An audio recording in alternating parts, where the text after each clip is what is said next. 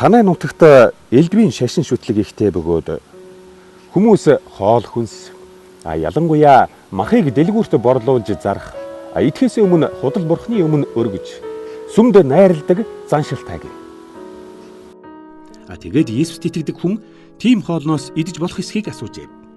Та нарын хувьд тийм бурхан бол ямар ч хүч чадалгүй, ямар ч утга учиргүй хоосон юм учраас тийм хоолноос идлээгээд юу ч болохгүй.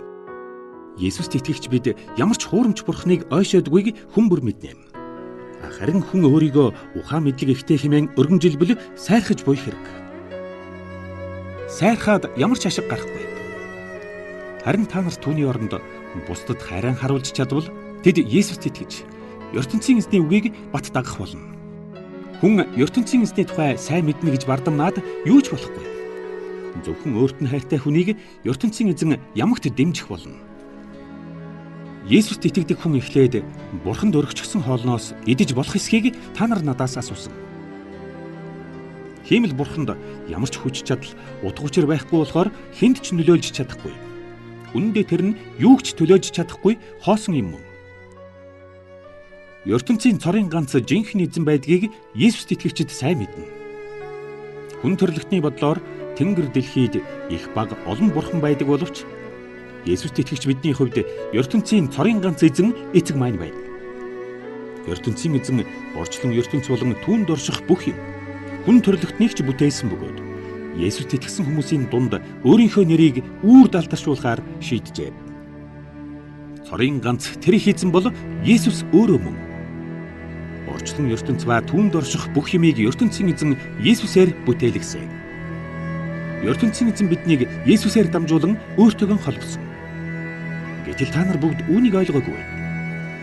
Энэ хүмүүс урд нь элдвийн бурхны өмнө өргөсөн хоолыг идэж заншаад одоо Есүст итгэн урдын шүтэж байсан шашнаа хайсан боловч бүх дадал зуршлаа хараахан орхисонгүй. Бурхны өмнө өргөсөн хоолыг идэх нь тэр бурхныг хүндэтгэж буй хэрэг гэж бодсон хэрнээ эдсэн хүн дараа нь гэмших болно. Хуурамч бурхад юу ч биш болох тухай сайн ойлгоогүй хүн санаа сэтгэлээ бузарлсанд тооцож болзошгүй. Хүмүүс ертөнцийн эзэн ба Есүстэй ямар ч хоолоор ойртон холбогдож чадахгүй. Иймээс тэр хоолыг эзэн байсан нь ялгаагүй хэрэг.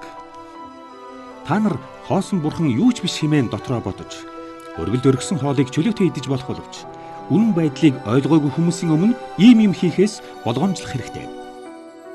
Жишээлбэл хуурамч бурхны тухай сайн мэддэг та нар ямар нэгэн сүмд орж тийм бурхны өмнө өргөсөн хоолыг идэхэд үннийг бүрэн ойлгоогүй хүмүүс үүнийг үзээд ийм бурхныг хүндэтгэж болно хэмээн ташааран бодож дөөрэж болно. Тэгвэл та нар өөрсдийгөө бүхнийг мэддэг гэж өргөмжлөвч хэрэггүй юм хийж хуурамч бурхад гэж юу болохыг хараахан ойлгоогүй нөхдөө буруу замд оруулж чадна.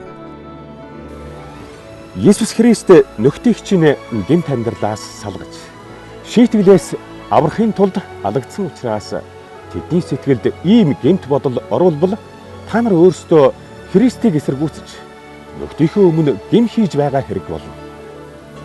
Тийм учраас хоол идснээс болж Есүст итгэдэг нөхрөө гэмт байдалд оруулснаас идээгүй нь дээр гэж би үзнэ.